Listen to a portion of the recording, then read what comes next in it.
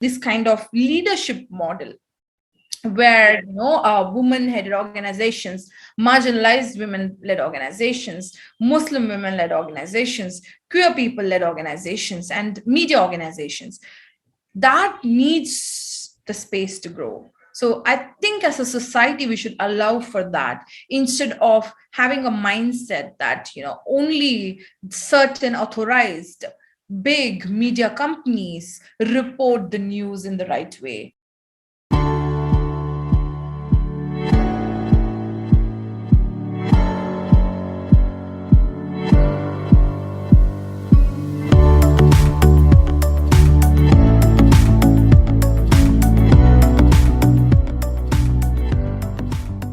Have you wondered who make up the Indian newsrooms? Do journalists cover diverse voices? Priyadharsini is the founder-director of the Blue Club, a grassroots media organization that amplifies stories of women from marginalised communities and the LGBTQIA. TBC is solely led by a team of members from such discriminated communities. An Oxfam India report in 2019 has detailed how Indian media is dominated by upper caste people. The need to counter this lack in representation and louden such oft-ignored voices is the objective of the Blue Club. Priyadharsini is also a documentary filmmaker and has brought out films such as Go Get Education, a short film based on the revolutionary 19th century feminist and social reformer Savitribai Phule, and hashtag Dalit Women Fight, which brings to light rape atrocities Dalit women face in Haryana, and was screened at the 38th session of United Nations Human Rights Council, Geneva. So let's jump right in. Hi Priyadharsini, welcome to Maharani Talks. Hi, Mahati. Thank you so much for having me today. It's totally my pleasure. It was interesting to read that you studied aeronautical engineering and then you went and did journalism at Asian College of Journalism.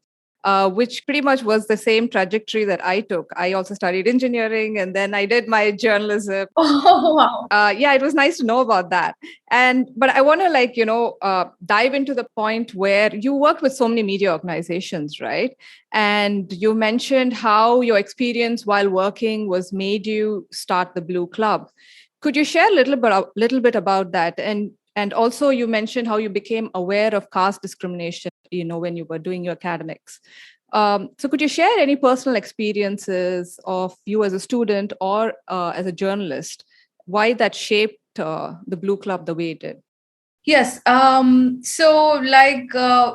you began, when you said that, you shifted from engineering to then journalism, kind of really reminded me how, when I was young and when we are all young, right? And you're in Tamil Nadu and then the engineering is the thing to do in those days. And, you're immediately pushed into that field.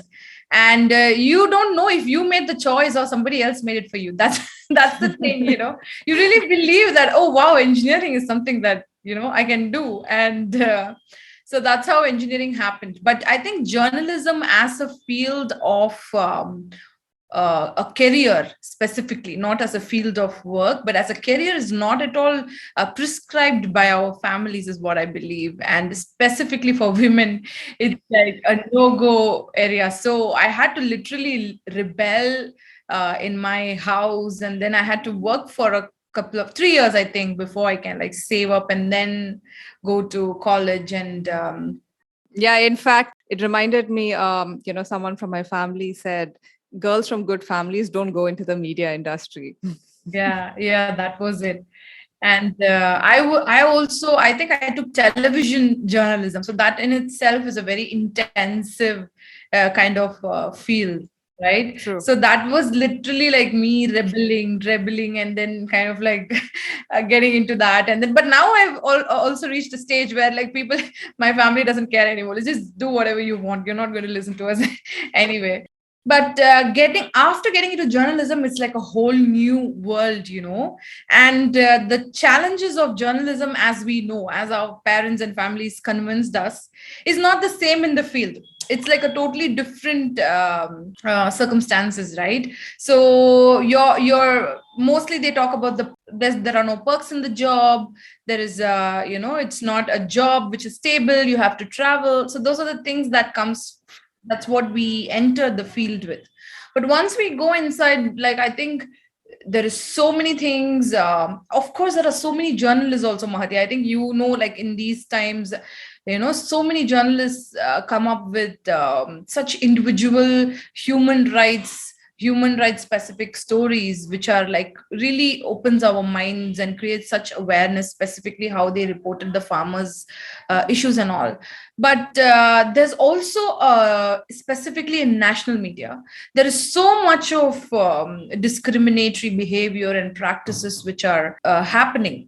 And in terms of gender, in terms of caste, in terms of religion, in terms of where you come from, specifically if it's a more national English news channel, then there's complete absence of South Indians from there. But then they are also able to project the media as an all over, like a national media, like the mainstream media. True. Well, there's nothing from the South, and even if it is there, it's like this small bit, here and there when there's some political news or something specific happens, and this is being consumed by like the every person in India also. So everybody believes that from watching the mainstream news that Hindi is probably the only language, or Hinduism is the only religion that it exists in India. So this consolidated nature of news and personal experiences is something that really kind of put me into that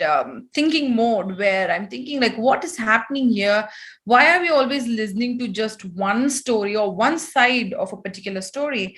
And as you know, that many national medias are pro-government, they don't criticize what's happening. They are not able to look into what is really wrong with our systems, and so that kind of really helped me to understand that this is not the kind of journalism that I fought to come into. This is completely different. And I think at that time there were also lots of media that was coming up. It's called alternate, but for me right now, it's my main that's where I consume a major chunk of my news. So it's not alternate for me. That is like the mainstream news, because I really trust the young journalists who are out there, without resources, without, risking their lives to cover such news. And these are all available because of how the internet is working today. So I think that those are the things that really motivated me to do something on my own, to go out there and have this movement-based organization like the Blue Club, which is going to bring about so many voices together. And the voices are not from the top, but from the bottom, from the grassroots. And that's going to be a top-down approach. So yeah, so those were the experiences that led me into finding the Blue Club. That's fascinating. The Blue Club, like you said, focuses on, especially women from marginalized communities and also the queer community, LGBTQIA. When you decided to get into it and start it, did you have an idea of how you wanted to go about it and who to approach? What was it like those initial days? I have to tell you, I had no plan. So if you're expecting like some kind of a framework or something, it was not there, because what we were going to do was, it had no, there's no previous patterns or default kind of frameworks from which we could borrow, specifically in India, because it's always been even marginalized women, even women who are not marginalized, are not yet represented. So we are predominantly living in this very whitewashed systems where you have to, if you are a man, you get away with so many things. And that happens in media also. Many journalists are men, and the kind of news we are also consuming are in those tones. For example, news stories concerning women and children are considered to be soft stories in the mainstream media. And I think that is like such an injustice to so many women and children here in India, on whose shoulders the entire economic system is resting. Right. So they are the primary producers in our societies, and they are the ones who are dealing with, every day. For example, if you go to a ration shop in Chennai, in the most urban parts of Chennai, you will find the women standing there and trying to get that daily bread that they have to get.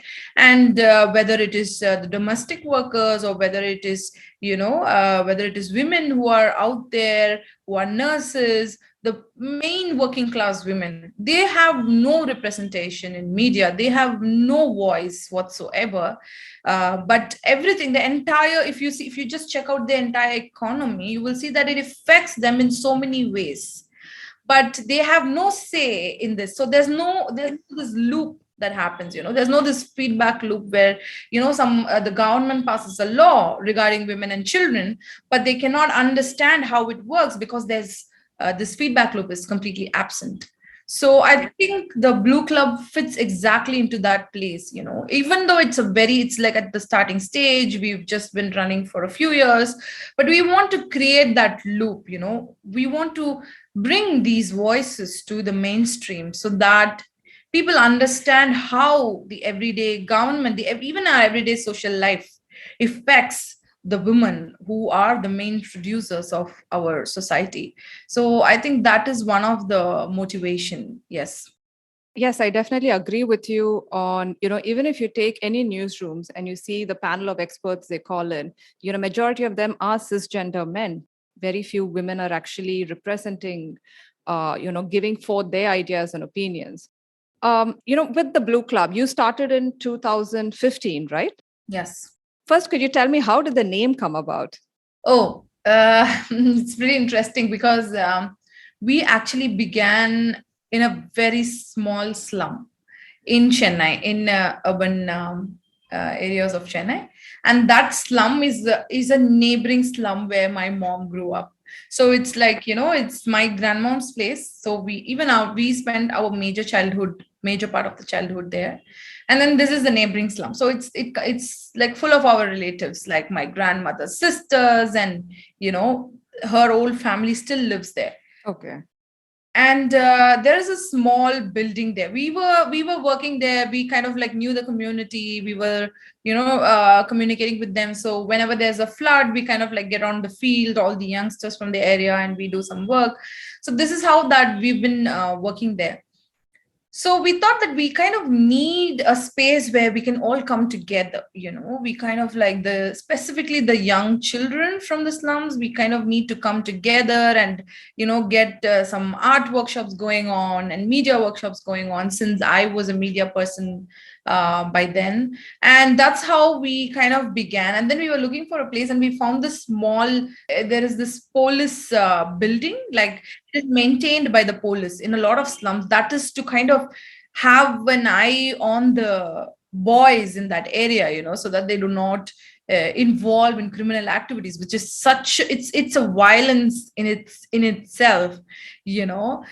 So it could have been a school, it could have been a center, right. But it's like a police, like a building. I don't remember what it is called, like in legal sense, but we used to call it like the police CCTV, because it's like a very what do you call it, like ever present kind of feeling that the police can just come there, sit in that building, call somebody and say like, hey, what are you doing, where are you going, and have that kind of control. So then but at that time it was not being used. So we went to the police, and then we called them and said, we want to work here. And then they said it's a boys club. It's only for boys. What they mean is the boys club is for them to have control over their imagined criminal behavior of the boys in that area.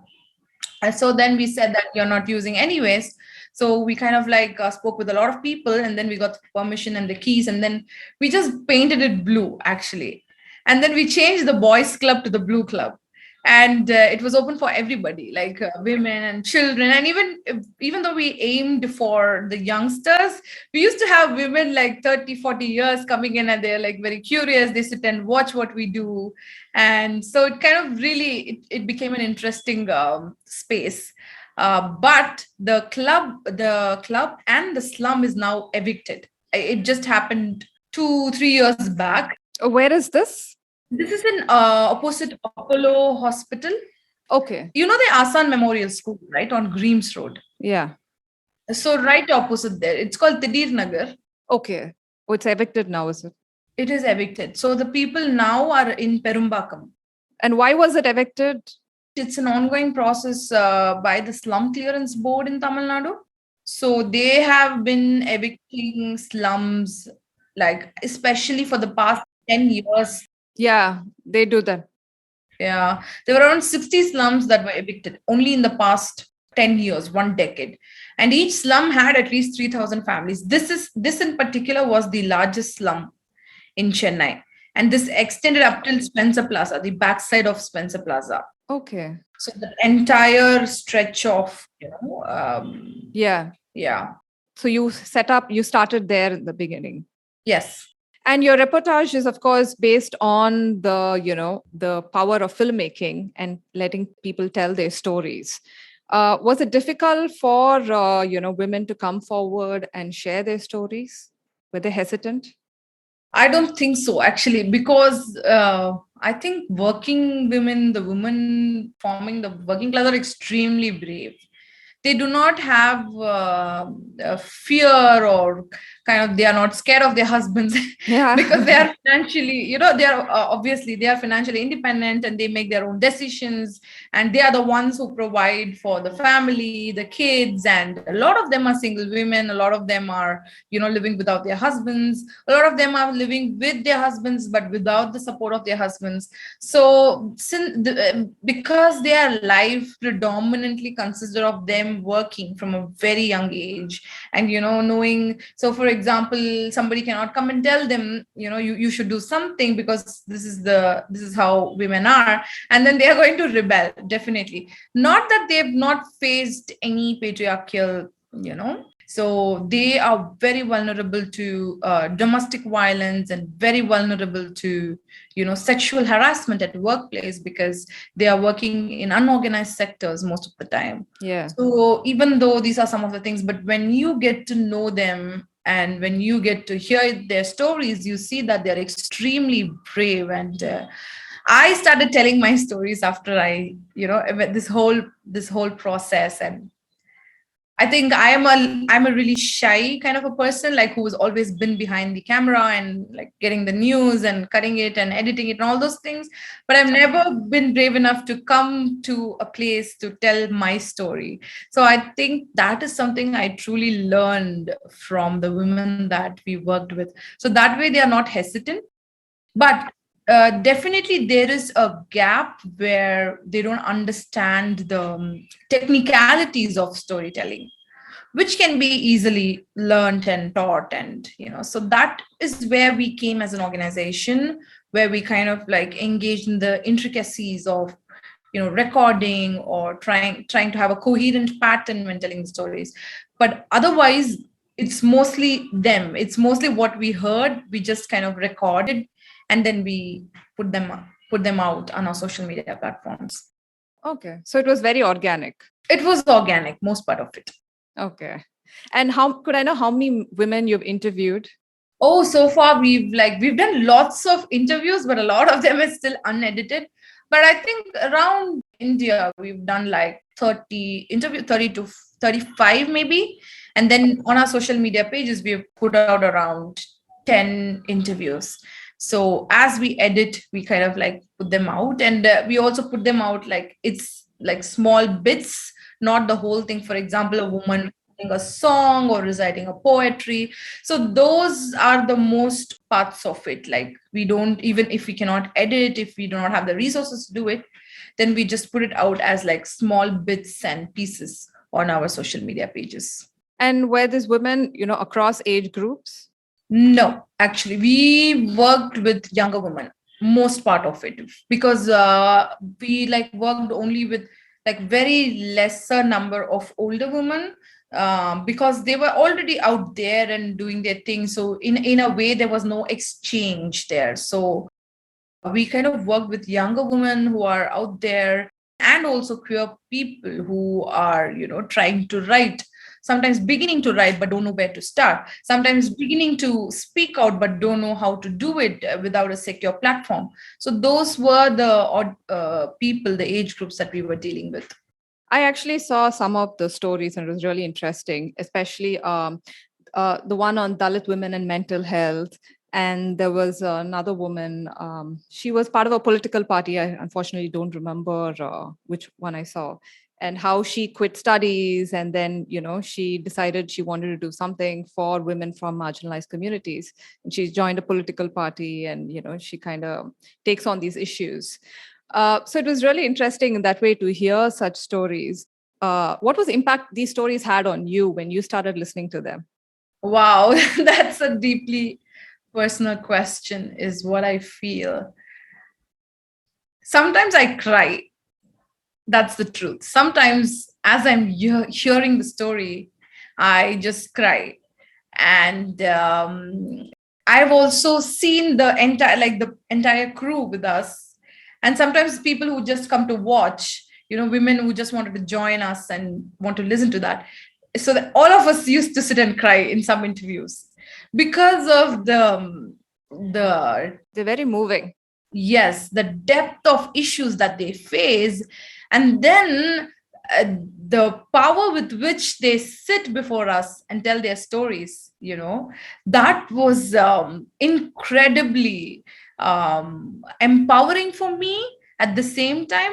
And also, it's not something you can take it easy, it kind of makes you sleepless also sometimes, thinking about, why does this have to happen, as much as it is a story of strength, it is also a failure of the society and the state to have provided the life that everybody deserves, who are part of civilization of this nation.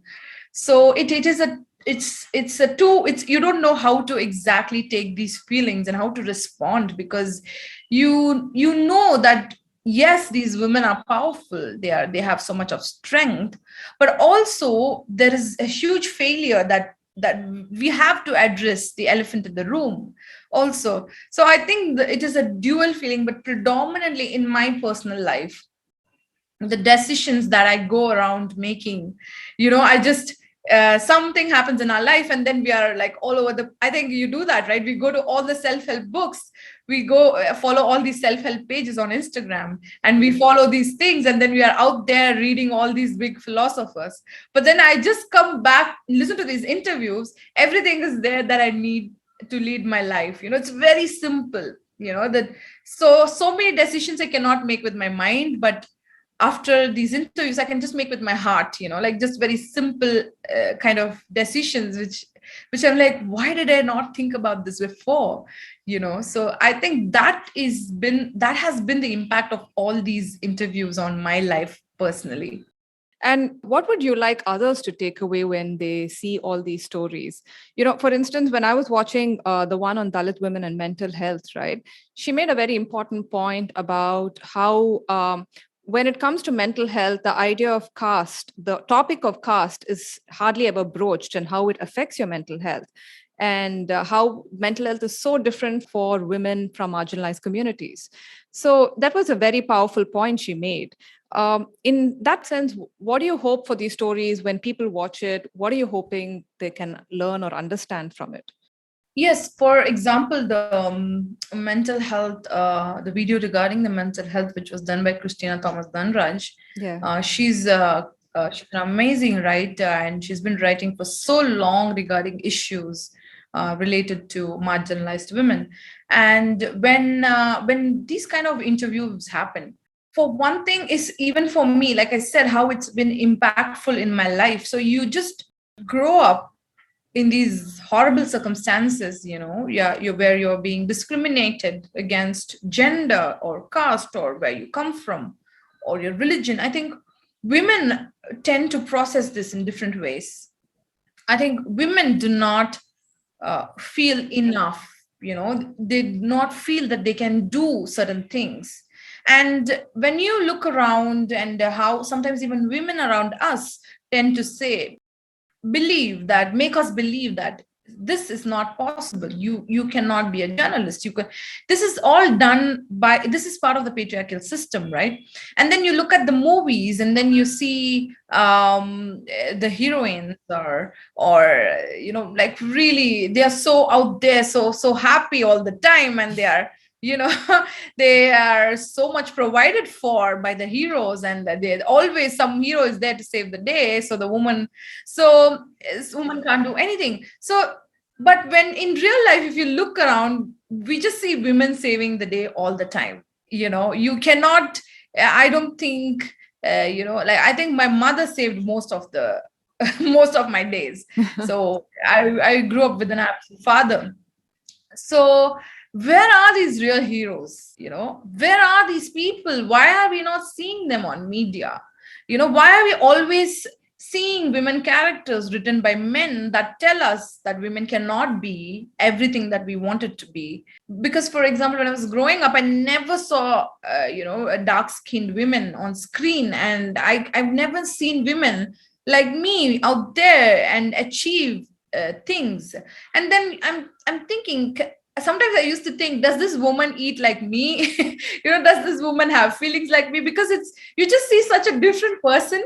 You cannot understand how they can. You can't relate to them, right? You cannot, Sometimes when you're crying and when you're down and you're looking at the woman on these films and media, you think like, wow, these women are, so cool, so happy all the time, smiling all the time, and so beautiful with all this makeup. I always felt independent, successful, and fierce women looked a certain way. Yeah. And I always thought, okay, if, maybe if I try to look like that, I could also be, like fierce, right? Which is not the case. All the Fair and Lovely advertisements. Yeah. Just wear a cream and then you're like somebody else. I know, all your problems are solved. So I was growing up like that, and I'm like, no, this is not going to happen anymore. I need to see women like me out there, succeeding and living their lives to their full potential, and also talking about their problems, how they are dealing with it, how they are going through the process of healing. And Christina Thomas Dhanraj is a great friend of mine, and I always admired her, and I always drew so much of inspiration from her. So when I went to her with this idea of the interview and, asking her like, we should really talk about this. And she was so on board, and she's like, yes, I think we should do this. And then the interview was shared so many times, and I just saw women coming to the inboxes of TBC on various social media platforms, and it's like, I've been struggling with mental health, but I do not talk about it. Especially marginalized women one thing, they are not aware of these issues. Second thing, they do not have access to the resources, to go to a mental health expert. And third is, I think this should be the first reason where mental health is becomes such a taboo subject, like people do not want to discuss mental health. They just think that, nowadays youngsters are talking about mental health, it never has used to happen in our times like that. The youngsters have to access mental health today because of what the previous generation missed out in terms of mental health. If you see any person coming from our societies, they come from incomplete families, broken families. They come from so many issues. I don't know the statistics, but 90% time I meet somebody, they come with similar issues. 90% time I open up about my own personal experiences. And then I hear the same thing from the opposite party, which means as a society, we are not dealing with these issues. It's not just mental health. It might be physical health. It might be caste. We don't talk about that. Women are still being pushed into arranged marriage till day in India. Even they are educated, they are financially independent, but they have to marry the man that the family says. They cannot marry somebody that they love. So the basic right to love is being denied. So if this is the situation of women, but in our media we are just seeing this different kind of woman who are like, from a different world. They might as well be from Mars or something. And this gap needs to be filled. And that's where interviews like Christina Thomas Dandaraj comes in, where they own themselves and their successes and their failures and sit before the camera and are ready to share to the world. And we have so many messages and emails saying that, wow, this interview changed my life. This interview made me seek mental health, or this interview made me think politically. So far in our houses also, we were not allowed to think politically. We just voted to the parties that my parents said. This is how women, most youngsters, this is even the condition of many of the youth who do not know which party to vote once they turn 18, because there's so much political awareness. So I think these are kind of the topics that we wanted to discuss, very sensitive topics, but also very much required topics, and it has hugely impacted, and we've always gotten, and people ask for the next interviews, but yes, we have to put them out depending on our schedules. And yes, on that note, I wanted to ask, what is it you're currently working on, TBC is working on? Yes, we had launched a fellowship for the first time last year during the COVID period. I think it was a result of, we never planned it. We did have it in plan, but like maybe when the organization is bigger and had access to more resources, because we do not want to call people to come in and kind of go through a process where they have to spend so much of time and energy, but they are not being paid for it. We do not want to go for the unpaid internship or unpaid formats that many of the NGOs follow. So when we wanted to do this fellowship, we did not have the resources, but then it was a COVID period, and we were not on the field. None of us were, and the Blue Club's work really took a backseat. And even though we worked in communities here and there with some resilience work, but we were not doing much media focused work, which is the main work of our organization. So that's why we launched the Blue Club Fellowship last year. Okay. And we were able to train 20 fellows who came into our organization and who worked with us. And now they are all written articles. So they continue with TBC? Not exactly. They all have their day professions. They're all students. So they all come from various backgrounds, but they have learned to write and tell their stories in a very journalistic format. And I drew from my own experiences from Asian College of Journalism. And then I contacted many of my fellow journalists to come on board and train the fellows. We had online sessions, we had storytelling sessions, we had story writing sessions. Then we had many assignments where the fellows were asked to write articles. And then we discussed the articles, and we discussed various books and movies. And, it kind of like we had a very safe space where we were able to share our experiences. And then this resulted in all of the fellows writing articles, about their own experiences, about the way the society functions, and their own fields based on their own expertise. Right. So we are now planning to kind of put out the work done by the fellows on platforms and our own media platforms. So that is something which we are doing next. Probably by Jan, we might launch their work, the fellows' work. Interesting.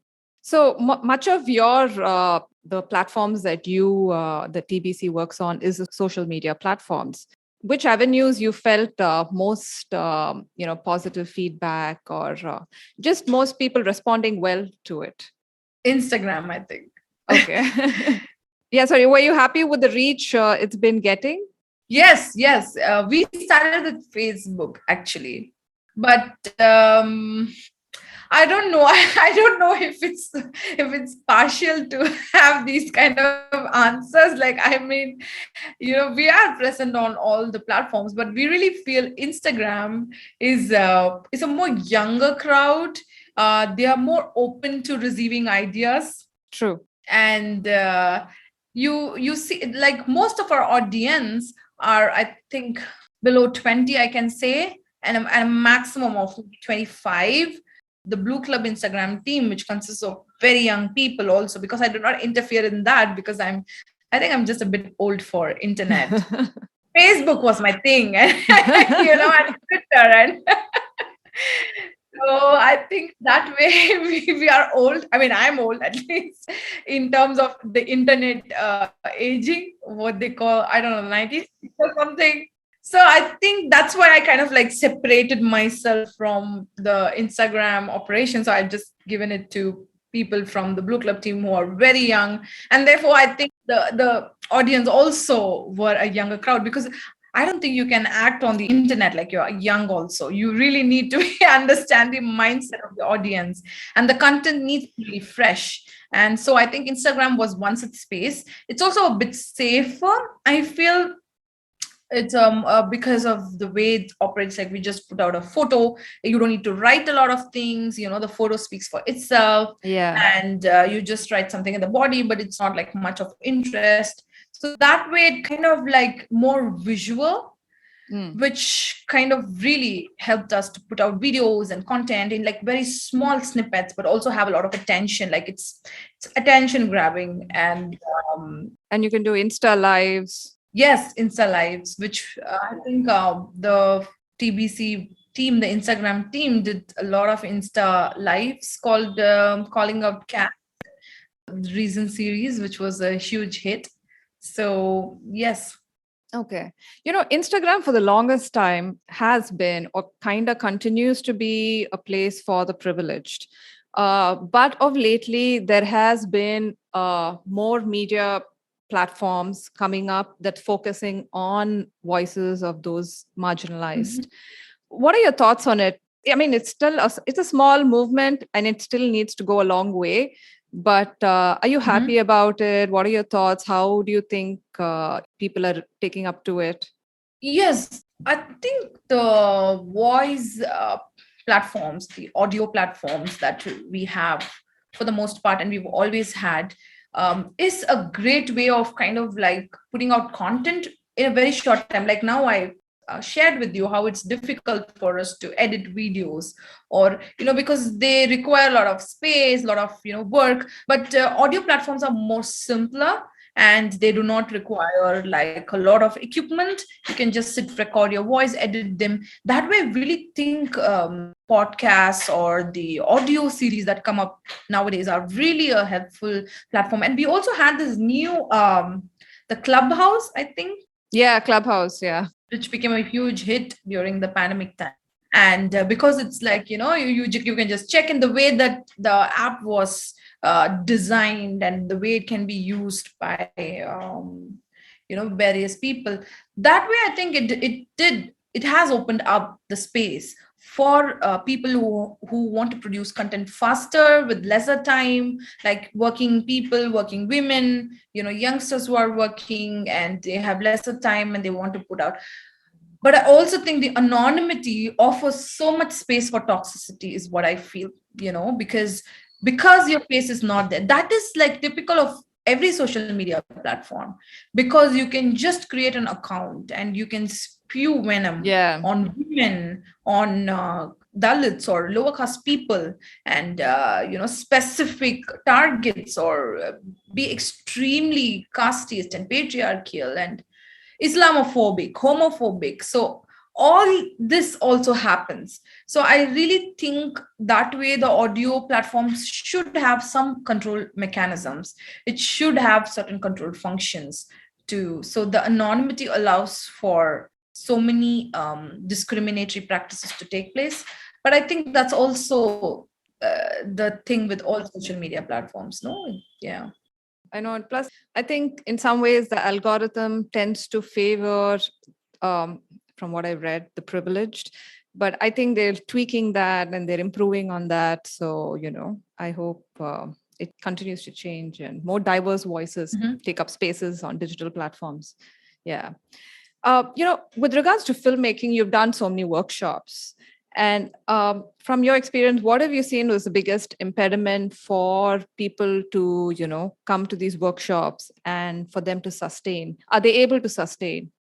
I think the mindset that filmmaking is costly and difficult, I think that is something, and it's not for me, for women especially, who strongly believe that, when I say something and they're like, hey Priya, I cannot do this, it's not for me, or even younger girls saying like, Akka, I can't do this, it's filmmaking is not for me, or it's not for us. So strongly believing that it's a very hard skill to learn is like the biggest impediment, is what I feel. So we did a lot of workshop with young girls to make films, and there were some interesting films made that I can share with you also. So I think it's also excellent to see them go from here to like, you know what, I'm going to become a filmmaker kind of. But I really think the truth is there is definitely a technical gap where women are taught to believe that technology is not something that they can handle, until I went to ACJ, I really felt that I cannot handle technology, unless it was given in my hands, until it was given in my hands, until it was required of me to do it for an assignment. My mindset was totally different. And then there was this changeover where I'm like, I can't be without a camera these days, like when I told you that I'm like traveling in between places, I always think like, where is my camera right now? Where like, it's like my baby.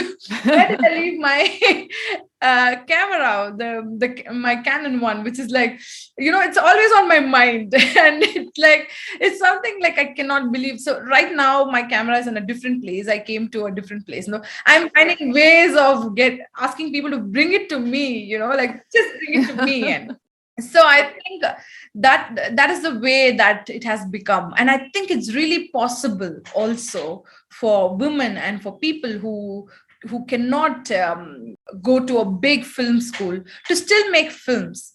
So I think that is something that we really want to take. It's not just telling our stories, but also telling it in a very simple format, in a very accessible format.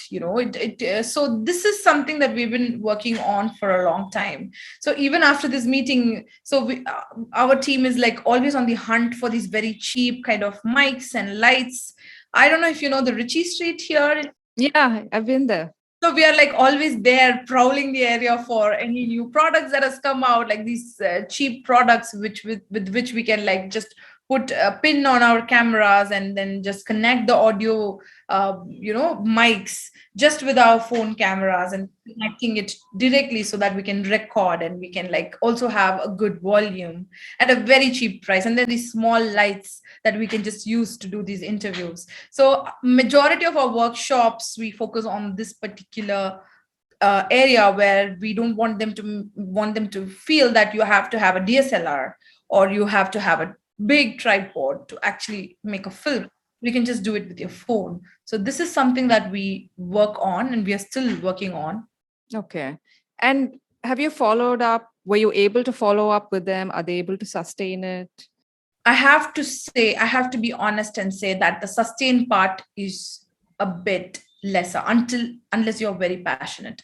Unless, like we see like 1 or 2 or 3 max from each workshop taking up that, as a like a profession or like as a part of their profession, at least, like even if they do not say like, what, I want to make a film, but entering into like taking up a job relating to Photoshop, taking up a job relating to media, starting at a very basic level, that we've seen. But by the end of the day, the bread matters so much that you cannot. We do not also want to go back and force them, but we just invite them again to our workshops if we see potential, if we see that they can do. And we are also trying to fill that gap by connecting the fellows to actually gain some employment or gain some monetary benefits through their work. So this is also something that we are networking with people. But yes, that is the situation. Okay. TBC is a grassroots media organization, and that's how you intended it to be, right? When it comes to the old guard or the traditional media, there's still a long way to go before, more diverse voices are heard, or even in sitting there in the newsroom. In fact, I would like to, talk about the Oxfam India report, which stated that, out of 101 newsroom leadership roles, 106 was by the upper caste or dominant caste. And even the number of articles, they studied about 16,000 articles. And just, I think, 5% were written by those from, members of Dalit and Adivasi communities. So, which is a huge chasm of, representation. I can ask a very simplistic statement saying, what are the changes you want to see, how it can go about? But do you find it progressing any better? Do you think it's going to take a while, or, what can be done? Do you think these mainstream media houses can tie up with, organizations like TBC, and so that more voices can be heard?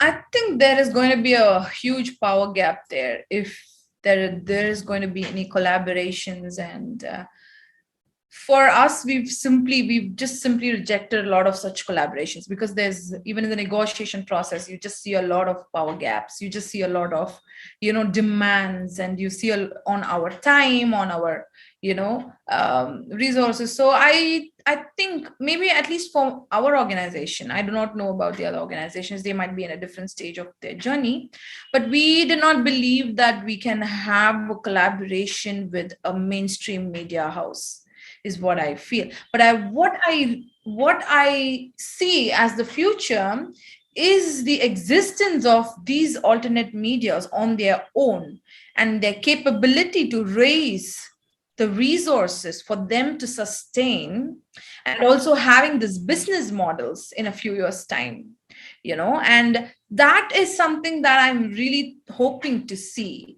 And I can also visibly see, because many organizations which begin like us, like a few years back, 10 years back, 20 years back, are now running news channels, like, no, not news channels as in not the television, but on media. Yeah. Right. On digital spaces. And they're doing a great job. They're doing a great job of bringing so many, perspectives, not just news, but perspectives itself, the angles and the diverse nature of the news. So I think that is the future.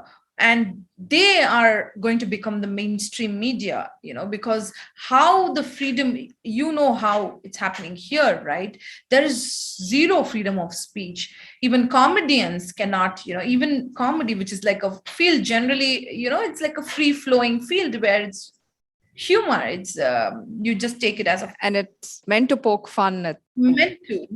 But even that is being seen as a, so think about the serious journalism that happens, and sometimes they are life threatening also.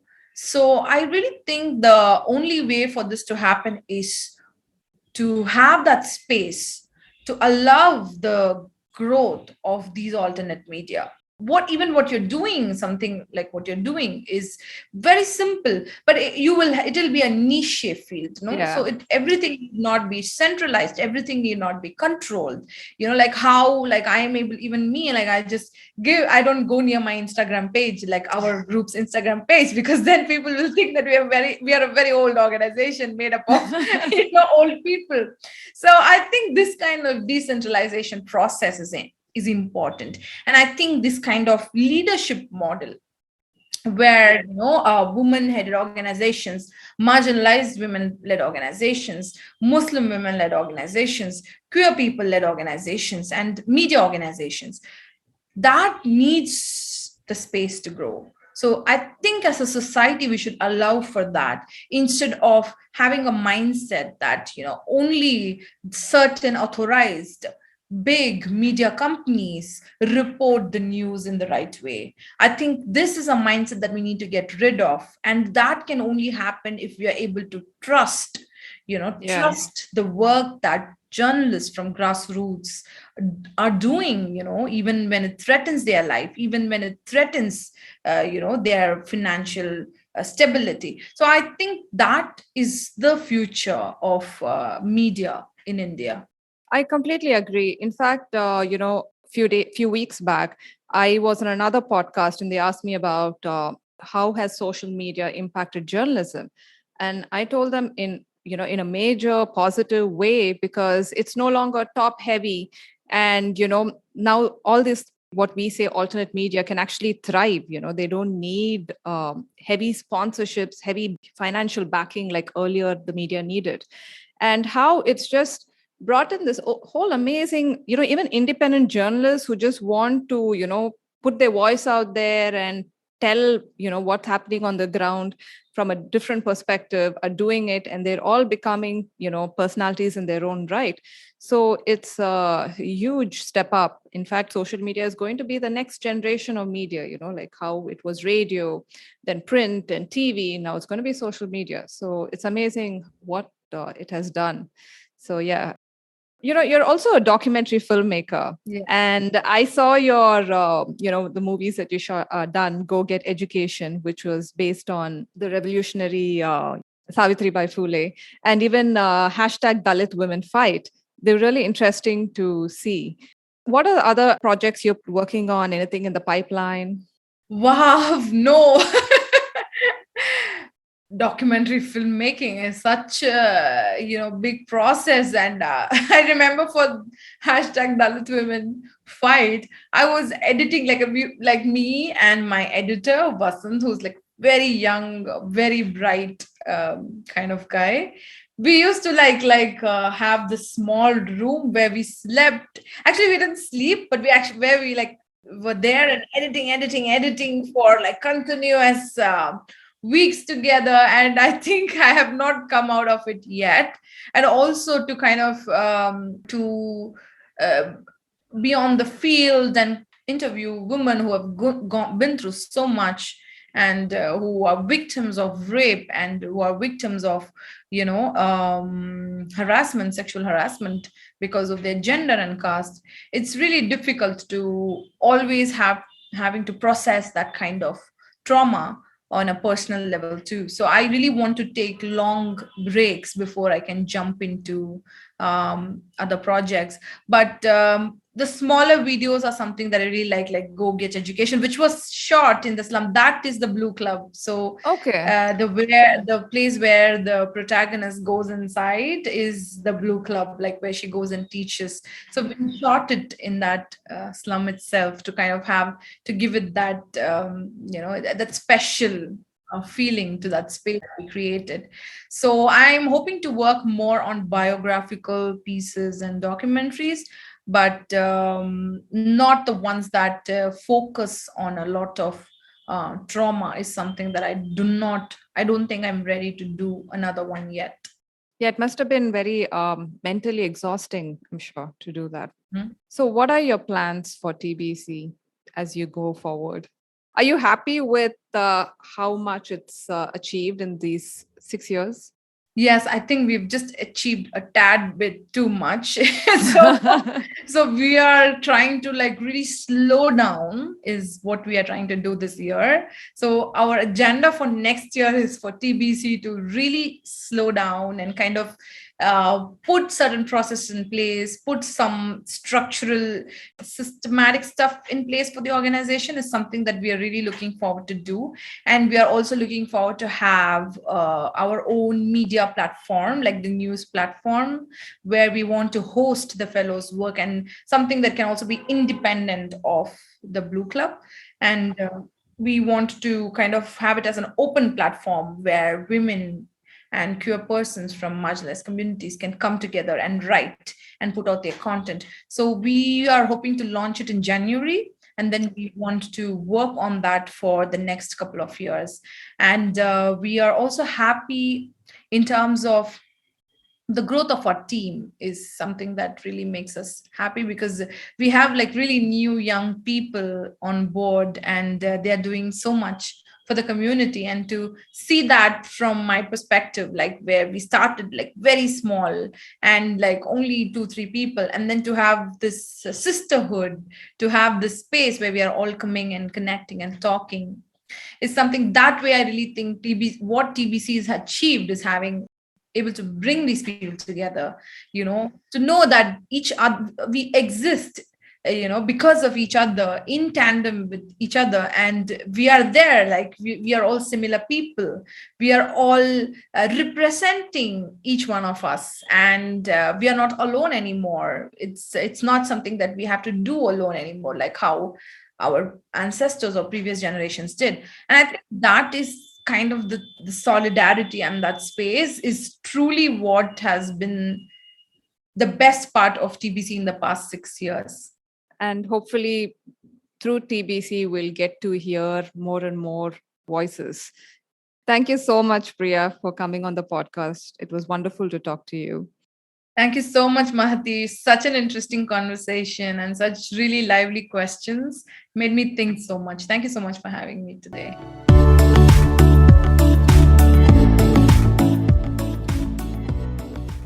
If you like this conversation and would like to reach out to me on any further questions or feedback, please do so on Maharani Talks on Instagram. Thank you.